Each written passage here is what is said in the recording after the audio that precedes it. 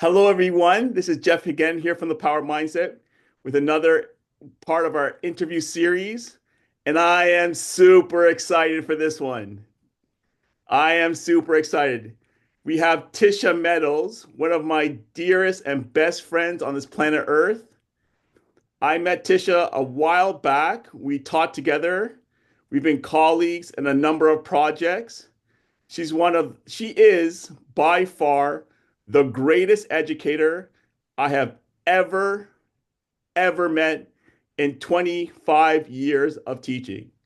And for me, that is a heavy, heavy compliment.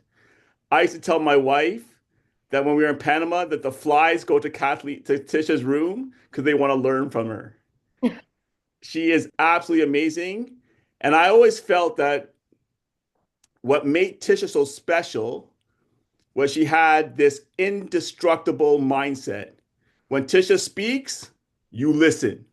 And that was with colleagues, with administration, with students, with anyone involved in the school. And her presence is very powerful. And she's the kind of educator you meet her once, you'll never forget her. So it's my honor and pleasure to have her here today, and I'm super excited.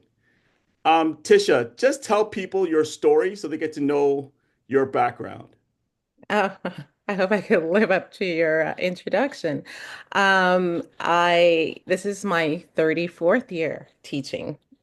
So I've been in this game for a long time. I started out in New York City Public Schools, and by far, hands down, have learned so much from being there.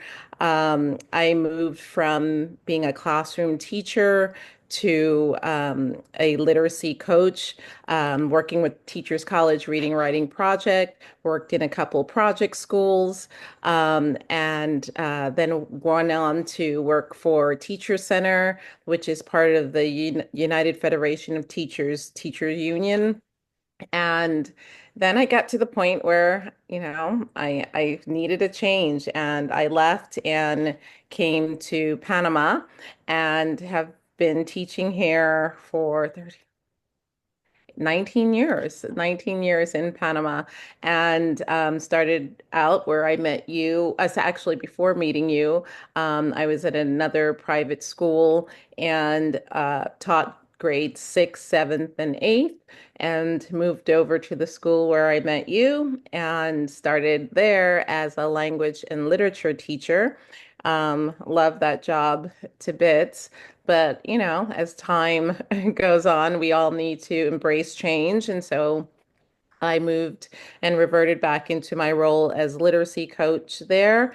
And now I am currently whole school librarian, EC through grade 12. So that's my trajectory. Wonderful, Tisha. I just want to kind of highlight some of your career. And can you just kind of tell the audience, in your opinion, what was the difference in your experiences in New York City and in Panama? Um, I think I really believe I am a public school teacher through and through. And I say that to say I think a lot of times in private schools, people kind of rest on their laurels and they feel that because they're a private school, you are getting a lot of times students who are coming from literate backgrounds, students who are wealthy and have literate lives. However, I think I really enjoy the digging deep, reaching those kids who people felt, or kind of wrote off that, you're in a Title I school. These kids are only going to do but so much. But seeing the possibility in those students, but also the dedication in those teachers. I'm telling you, we would leave the building sometimes like 6, 7, 8 o'clock at night. I'm like, it's dark out. You got to get up for the next day to go back to work. But they really dug deep. And I'm not saying that that's true of all teachers, nor is the feeling of comfort or being in your comfort zone, the truth with all private school teachers either. However, I just think there was that. grit, that we got to do this. We're in it for the mission kind of feel with being in New York City public schools. And it was extremely rewarding. And so coming into private school, working with a whole different demographic of students, I felt, well, I'm not here to make sure that you just make it because this is, you by hook or by crook, you have to leave here with something that's going to propel you. However, I came in my first school feeling that, these are the kids who are going to run the corporations. These are the kids who are going to be the Fortune 500 group.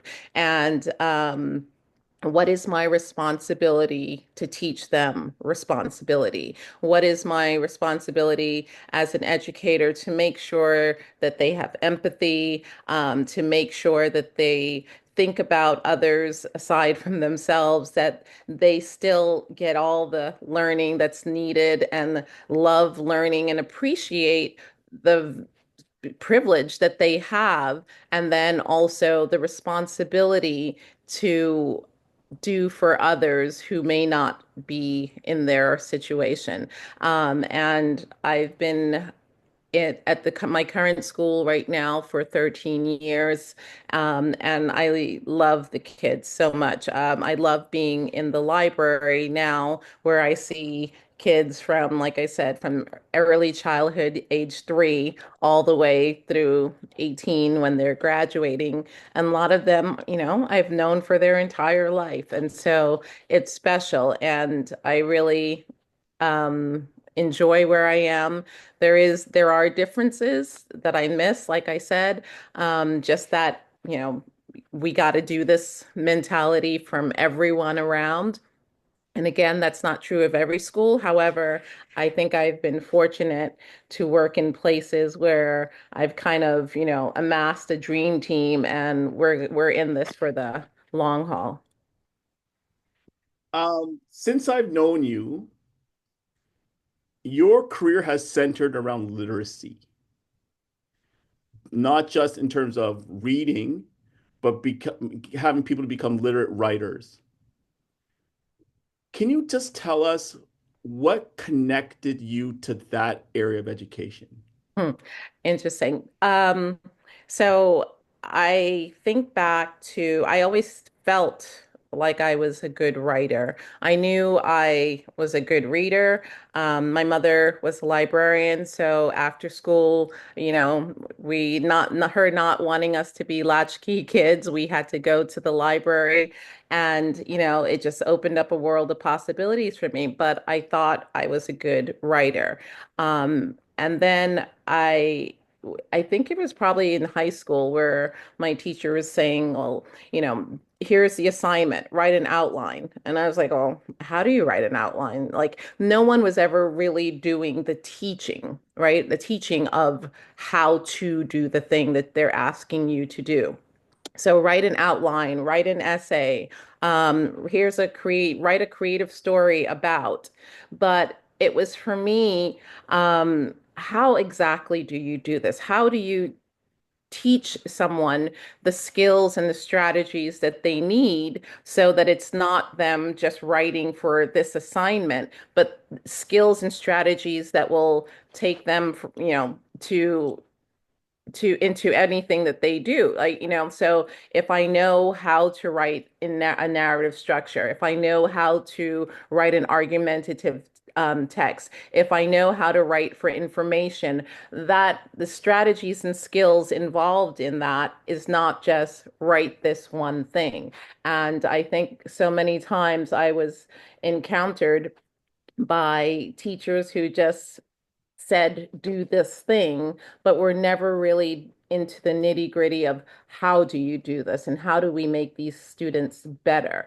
And it's like I was okay, and it was like, okay, good job, that was great, but I always wanted to know what and how, like what made this paper great. Like, you're saying it's great, I think I did a great job, but what did I do well? And so being a big proponent of really constructive feedback and criticism, I think has helped me become a better writer and a more analytical reader. And I wanted to pass that on.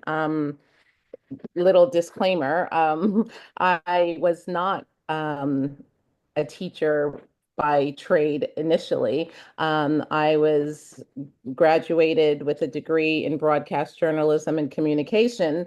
And so when I got into education, it was also how can I bring those skills, but also how do I learn more and figure this thing out better? And going back for my master's in education and then subsequently for certificates and programs in reading and writing specialization, I realized that, although I was good at the thing that I was doing, there were ways to get better. And I wanted to make sure that students know that there is a way to get better. It's not just by luck or by chance or because my teacher said it's good. Like, what really makes this piece of writing good? What really makes this literary analysis or essay or book review or whatever the text type good when you are trying to replicate it? I want to touch upon what you mentioned about the broadcast journalism. What made you make the switch to education? Oh, um, well, I was in the field and it was complete nepotism when at that time I started working and it was everyone was related to someone or their parents' friend or all of that. And I was like, I have student loans to pay back and I can't around right now. And also working with copy editing, it's like I got in early, but I couldn't leave until the job was done. And there were people who were there who were confident that they were doing what they should be doing, but there was very little competence. And so I realized that that was not where I wanted to be. And what was the chasm between where they are or where they think they are and what they're really producing. And so I searched high and low, and through my thinking about what to do and spoke with my parents and realized that, what, perhaps I should get into education. Perhaps, I can help prevent them faking it till they make it and never making it. Um, I want to touch a little bit about the on the reading side of it now. How do you see literacy as a tool to make kids better people? Well, reading, first of all, about you're reading text and you are putting yourselves in these characters' shoes. You're hopefully seeing yourself in the text. You are reading text that may be difficult, but there's hopefully you're connecting with it, right? And you're thinking about people's lives and people's stories and, what would I do if that were me? Or, you put down a book and, a couple of weeks later you read about what's going on in the world and you think about how that connected to what you have read and, you're processing that information. I think it more than anything, it should make you curious. It should make you a deeper thinker. It should make you want to find out more about the world and the lives of the characters. And so I think literacy, it just opens your mind actually and to possibility. And I think that's, whether it's fiction or nonfiction, I think that's what good books do, right? Um, like right now on my nightstand, I have one of my favorite books, Adam Grant's Hidden Potential. And, I go back to it often, right? The power of knowing what you don't know. And I think so many people get stuck in the not trying to find out what they don't know. And I think Mm. literature is about that. How do I figure things out? How do I delve into areas where I'm not comfortable, right? And so that's one of my go-tos. But I also agree with, Malcolm Gladwell and putting in those 10,000 hours because it makes a difference. And so when we're thinking about reading or writing. It's about the time spent doing that thing, right? And when you're putting that time in and learning from it, but not just putting the time in and learning from it and reflecting on it, that's when you get better. And I think literacy and having good books around fiction or nonfiction really pushes you to think about life differently, to, you know, move from your frame of reference into the unknown. Tisha, my business is called the Power Mindset, and my goal is to empower young people to have a mindset that makes them believe they can accomplish their goals no matter what. Mhm. And I've always believed that you had a mindset where you felt like if you're on your team, no one could stop you. I want to ask you two questions. When you think of the word mindset, how do you define it? And how did you develop your strong mindset? Mindset, your beliefs or your attitudes about what you can or can't do, about what others can and can't do. Um, so that's what I think of when I think of mindset. It's your understanding of who you are, your attitudes and beliefs about who you are and and your attitudes and beliefs about the world, right? Um, how did I develop my mindset? I, again, believe that there's lots that I don't know. And I think, as an educator, and sometimes I resist calling myself a teacher only because I think that word, so many people call themselves teachers, but aren't really interested in being educated. I admit when I don't know something and I want to find out. And so with me, it's always like, how can I get better at this thing? And if I have a group of people who we're all in it together, how can we get better at this thing? How can we do our best at all times? How can we push ourselves, past our fears, past our struggle? And when I find a group like that, yourself included, I just think it's limitless. To me, you're talking about the word that keeps springing to my mind is curiosity. Absolutely. That that curiosity is a strength, and not knowing is a strength. Absolutely.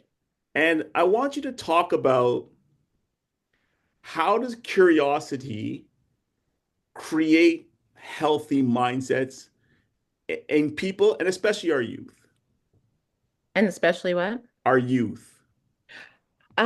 Well, I mean, I think kids are born with curiosity. I think a lot of times, whether it's school or parents who don't take time to answer questions, we kind of, move them into like keep it down a notch or, you know, don't be different than others. But I think a lot of times kids just all the time. Kids have the most incredible imagination and want to know so much about things and are naturally curious, right?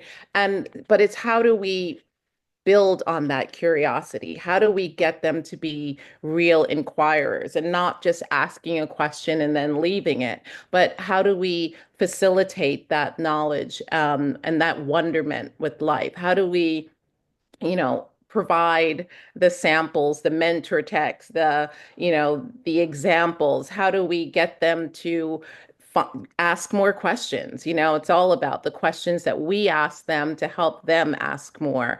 And I think by, I guess, say, nurturing and facilitating into that, letting them know that I don't know if I would say no question, all questions are good questions or but because sometimes there are questions that really like was that really a question, but you know push yourself to think things through, try to figure out before finding the answer. I think it's because it's in the figuring and the looking and the searching that you continue being curious and that you find the better answer.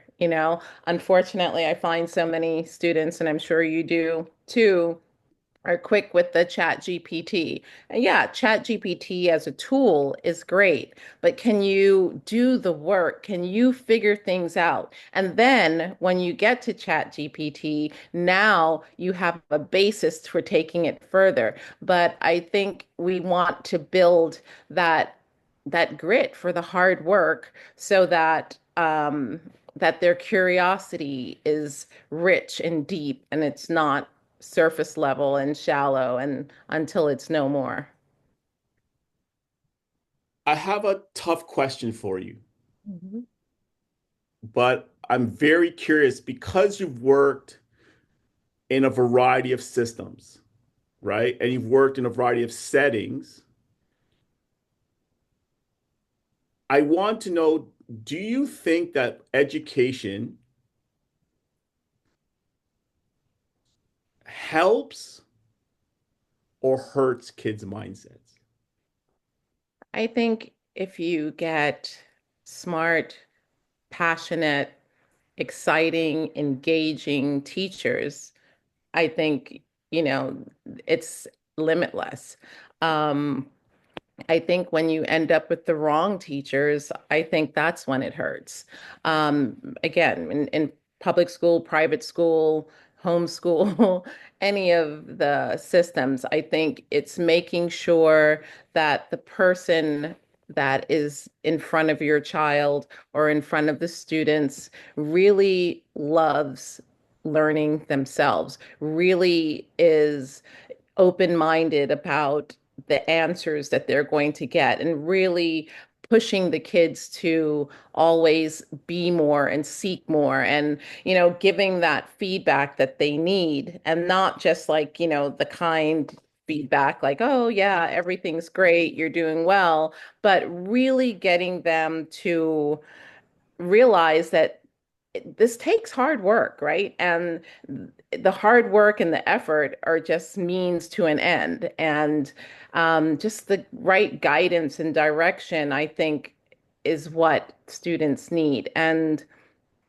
if you're fortunate enough to get those educators, I think it's limitless. I mean, I have students who come back who are well on into university or who have graduated from university that I've had in, elementary or middle school or, into high school. And, the things that they remember and the things that they keep with them. Obviously, they're not going to remember every lesson, but it was that they're like, our class was tough, but I know you loved us and I learned a lot. And, that's what it is. It's that being, letting them know that there are expectations and that I know they can meet those expectations and watching those kids rise to that challenge. It's phenomenal. And I think as educators, if we really go in daily with that quest. Like, you are going to learn something today. You are going to come out of this classroom today different than you were when you walked in. There was this quote that I used to have on my wall in my class. It said, there should be miracles 7 periods a day. And yeah, there should be. Like every period, no matter how tired you are, because yeah, we will get tired. We will feel burnt out at times, especially when we're really doing the work. Um, but yeah, they should expect miracles, and we should be the provider of those miracles, and they should then be the seekers of those miracles. It's interesting because I've asked this question a lot to students, right? Especially in my new role. And I asked them, if you could go to school and not have any grades, just go to learn, how different would it be for you? And what was interesting was what you're saying is 100% true. They naturally want to learn. They naturally want to learn. They generally have a curiosity that I think it's part of a human survival instinct, is why we were able to survive for so long, is that curiosity and that wanting to advance. And sometimes I feel that kids get so wrapped up in the grade, they forget to enjoy the learning. And I think with teachers, the same thing, right? Some teachers are so concerned about finishing all learning outcomes or getting to that standardized test, they forget to inspire the kids just to learn because it's awesome to learn. Do you think we have an assessment problem in education? Yes, and yes, I actually do. Um, I think also there we do need to assess, right? We do need to know where the students are. The students need to know where they are. They need to know what their strengths are, their areas of growth are.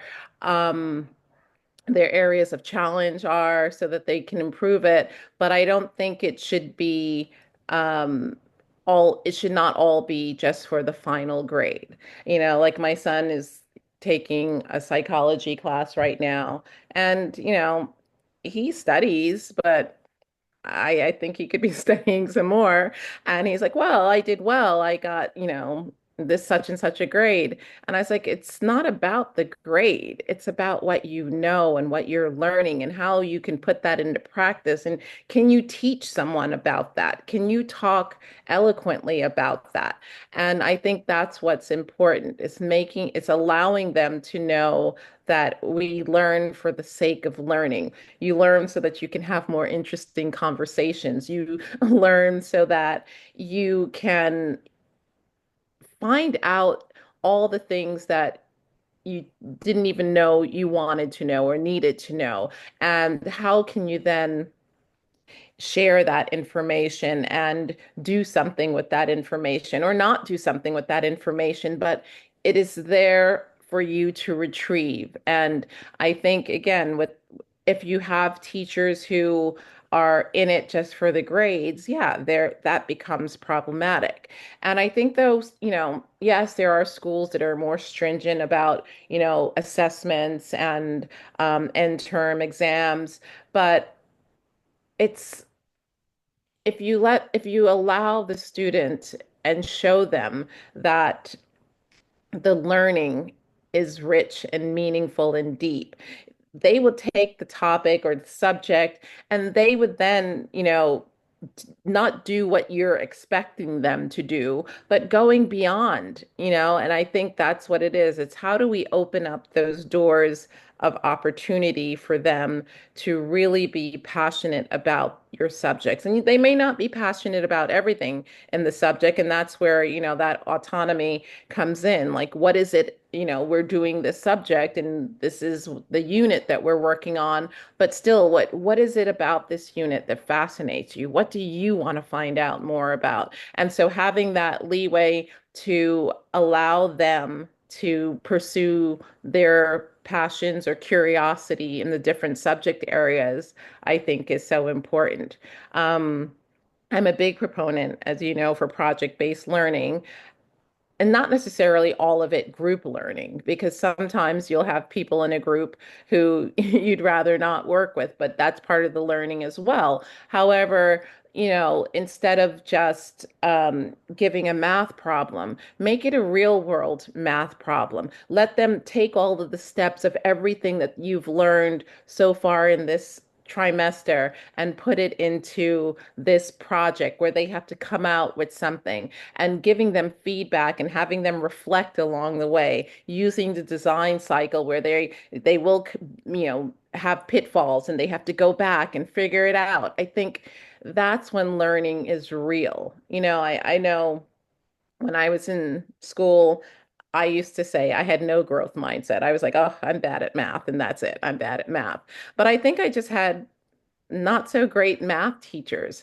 And it wasn't until I got into ninth grade and I had an algebra teacher who was just dynamic and who brought it to life. I was like, oh, maybe I'm not bad at math.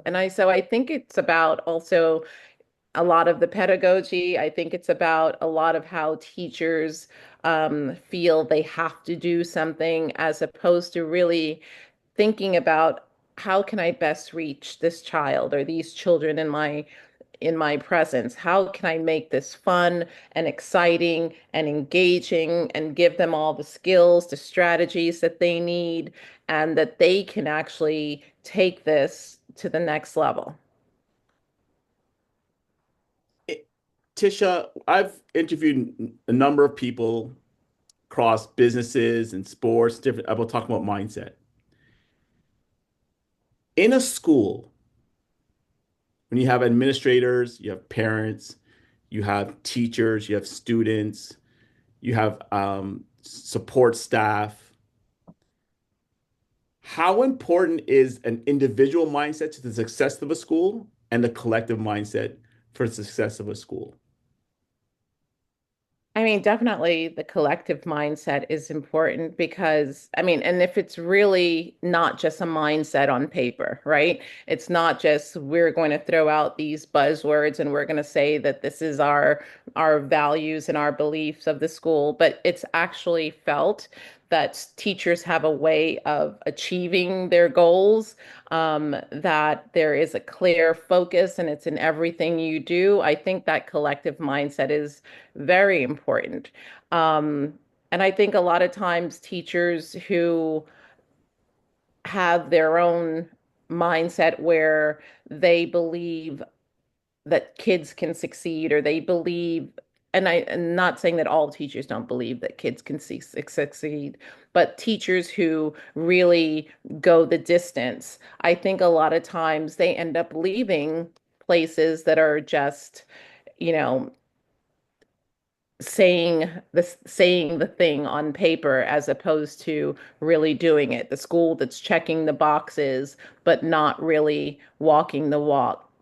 So I agree. I believe that the institution that you're working for has to have be aligned with your vision, and that that vision must be attainable. Like whatever obstacles there are to making the school better, that those are removed, and they're coming up with seeing those obstacles as challenges, and how can we remove this and make this better? How can we make this smoother for the teachers and the students and the parents and the custodial staff? And once you have that, and I think when we first started at our school, I really felt it was that the possibility, and um you buy into that, and you're around like-minded people who really feel that, there's no limit to what we can do as educators, and there's no limit to what these students can do. I think it's a really powerful place.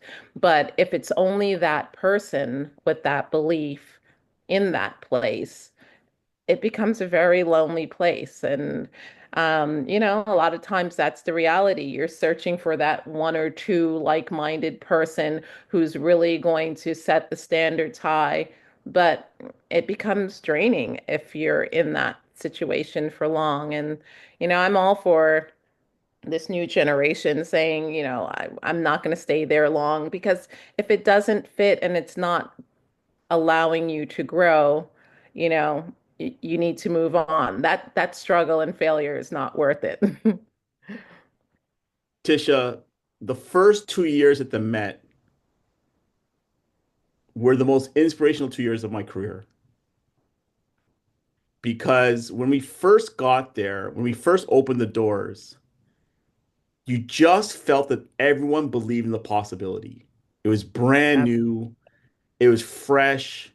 There was so much excitement about the new possibilities of the new building, about the eco focus, about the IB system, about the holistic learning, and everyone was there. I remember when we were opening the school and we were literally building the school. The owner of the school was with me building the desks. Yeah, It had the all for one and one for all feel. And I remember parents used to say, you can feel it when you walk in the building, absolutely. right? You could feel it. You could feel the energy It was that magnetic. we're Hmm. all in it for the right reasons. Yeah, And when you get that, it's special and it's unique. And it doesn't happen often. And it's a mindset that has to be cultivated, protected, and worked on and nourished all the time. Absolutely. And like I said, so no institution can just, fall on its laurels and just say, this is where we are and we're the greatest. It's you have to definitely nourish that. And, finding the teachers who really believe that, finding and not just like, doing a search and, just meeting the person for one time, like really going into their classrooms, watching how they teach the lesson, listening to them, talking to them. I know one of the things that in some of the interviews, I'm always a proponent in what are you reading, you know? And you'd be surprised so many and not just because I'm a librarian at this point, but I just believe that those who read and who are constantly having their mind stimulated, whether yes, you can be reading an audiobook, but what is the audiobook that you're listening to? What is the podcast that you are engaged in? What is the thing that's going to be feeding you all the time? And it's unfortunate that a lot of times I hear from not educators. I hear from teachers and they say, oh, I'm not reading anything now, or oh, I haven't read in a while. But then how do you go into a classroom and exude that love of literacy and learning and curiosity when you aren't doing and modeling that thing yourself, right? Or, you ask a math teacher. So, who are your favorite mathematicians? Like, what's going on in the world of math? Just like you wouldn't want a doctor who is not up to date on the latest research. Do you want a teacher who doesn't know what's going on? And not that you're going to follow every trend, but what makes sense? What is going on in education? What is going on in the world? And being able to constantly feed that and be able to model that to students. That's so important because how do we say that we have a mindset of growth if we aren't able to push through the difficulties, right? And there will be things that you have to do and family that you have to take care of or topics that you're not really that interested in, but you have to teach. But how do you handle the hard stuff? Who do you go to as a mentor? Who are you asking questions to? Do you show them that sometimes you don't know and that you're willing to find out? And so hopefully I didn't go off tangent and not answering your question, but No, you're good. You're I good. think it's so important for a community to be that in a community. Tisha, I want to take this outside of education. You are not only a fantastic educator, but you're a wonderful mother of four amazing kids. And when you see the world they're walking into, right? How do you see the challenges that they're going to face in the world today? Hmm. I mean, I think for the most part, I have my eldest is already out there working in the world. She graduated from Georgetown University several years ago. She has made her way in her profession. But I think what I see of them, they have that tenacity, right? They go for what they want and they believe. However, they're going to do the work behind it. My other daughter's in university right now, but whenever I call her, where are you? She's in nursing school. She's in the library. She's studying. She's in a study group. I think if you go in curious and hungry and well prepared, I mean, yes, there will always be obstacles and challenges. However, you're able to kind of flow with it, right? You're able to duck the punches, so to speak. And I think that they're prepared. Yes, we don't know what, you know, this technological world is going to throw at us and what jobs may be there, or but I think if they're curious, if they are kind, caring, compassionate people, if they are knowledgeable and they have skills that can transfer, I don't think I worry so much. I like that. That's a power mindset, right? That you have the power over your circumstances. My last question is, what advice do you have for young people? And when I mean young, I'm not just saying in terms of young as in kids or young in age, young Mhm. in your career or young in a family, beginning a new adventure, just young in experience. What advice would you give them to navigate this modern world? Mm. Find out what you are good at doing or not yet good at doing, but something that you love doing, something that you're curious about, and always do those things. Whether it's your first career or just something that's going to bring you joy, do it and do it well. Um, Another thing would be when things are going wrong, and don't just say I've hit a wall, but stop and diagnose like why. What went wrong and why and how do I change course? I think a lot of I don't know, Gen Z or Gen X. What is this generation now? It's millennials, no? No, we've passed millennials, whoever they are. I think a lot of times they hit a road block or come up against a wall and they feel like, oh, well, it wasn't for me. I'll move on to something else. And maybe sometimes it wasn't, but it's worth giving it a shot and finding out, like, why isn't this for you? What is it that you don't like about this? Everything is not going to be quick and fast, and you're not always going to win, and you have to learn from your failures. And but why? Why did you fail? What is it that you're not doing well? Yeah, don't take the shortcut, go the long road and enjoy it as you're going along it. Try new things. Ask for help when you're not certain. Um, find find mentors, find people that can give you feedback and not just, your little siphon of people who are going to say yes to everything that you do and tell you that you're the greatest.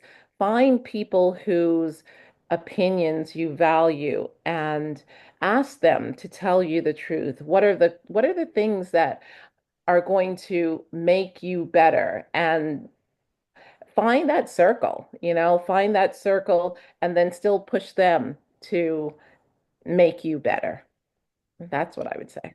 Tisha, that's fantastic. My major concern for this generation, because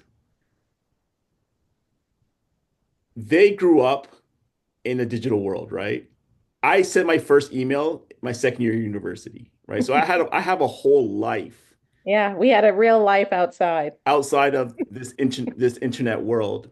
Mhm. And my concern is there's so much coming at them, right? There's just like it's like a fire hose of information, and I don't know if they know their grounding with how to navigate it, right?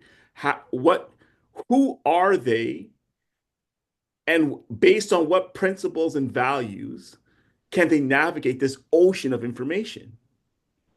When I started jumping into the ocean, I was already an adult. Right.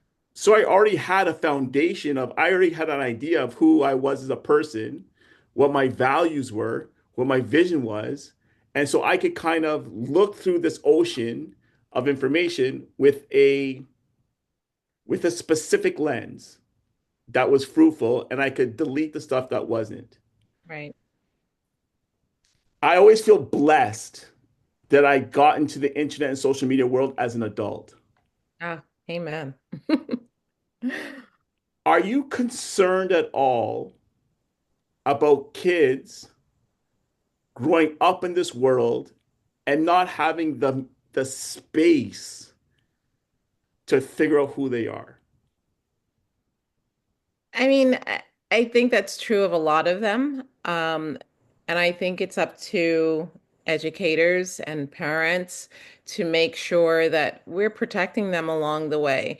You know, does your school have policies against being on the computer all day or having your phone around? Do they have time to just think and to reflect and to converse and to be kids and instead of always picking up the phone? We know the damage that it does. We know that psychologists have worked for them to have this swiping mentality, but how do we curtail that? And, it's addictive. And so with any addiction, we need to treat it as an addiction. So how do we prevent them from getting swallowed up in that?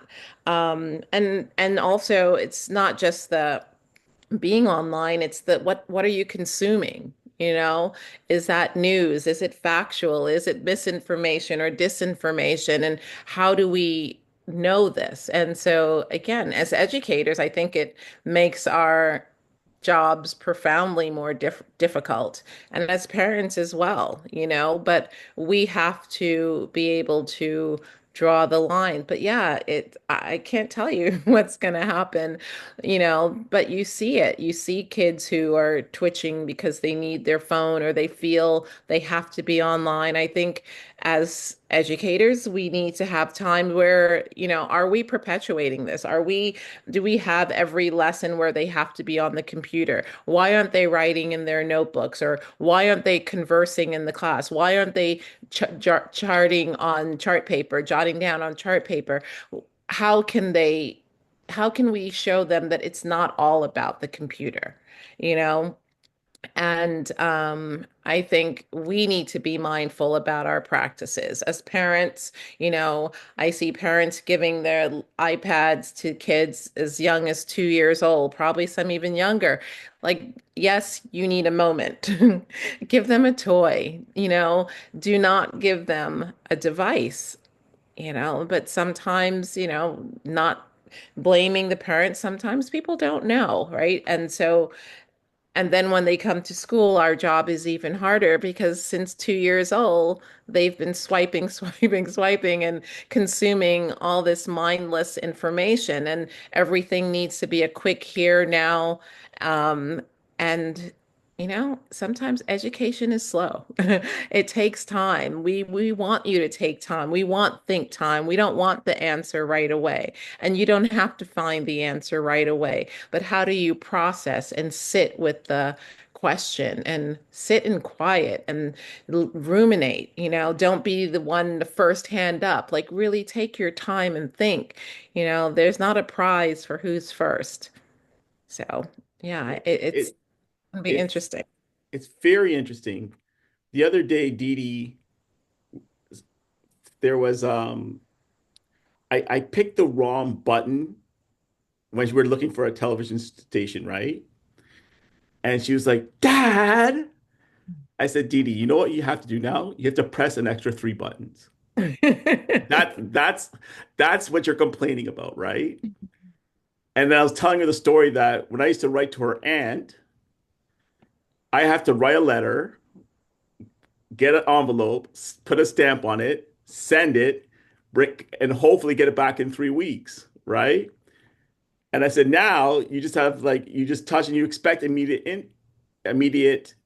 feedback or immediate response. Gratification. And I think Immediate with a lot of gratification. kids is that if they don't like something on TV, they switch. Yeah, If they don't like something on the computer, they switch, right? So the idea of like having a wall and trying to find their way through it, their brains are really trained just to switch. absolutely. And And even if they're enjoying it, just because they might be missing out on something else, they switch. so a lot of times with me, I agree with you is try to how do we slow kids down? Because I think what happened is with the speed and efficiency of technology, kids aren't happier. Mhm. Yeah, So kids, they have more access, but they're not happier, right? And I think it's about being a victim of the tool instead of empowering themselves with the tool and saying, listen, let's get a mastermind group over people who want to study literacy. They don't have to be in your classroom, right? You can find 10 kids from around the world and you can have a book club, right? If exactly. that's your passion. And for me, it's about trying to for kids to have that, like you said, they find what they love, they find what they're about, and then they can utilize social media to serve their needs. But they're not just at a victim of what's coming to them and people serving their needs. They're at the wrong end of the attention economy, as I like to call it, right? Yeah. So yes, we have lots of challenges ahead. But Tisha, this was a magnificent, magnificent conversation. I thoroughly enjoyed it. I'm sure the viewers will gain a lot of value from it, and hopefully we get to do this again. Thank you. I Thank look you forward so much to for it. your time, Tisha, and we'll talk again. All right. Take care.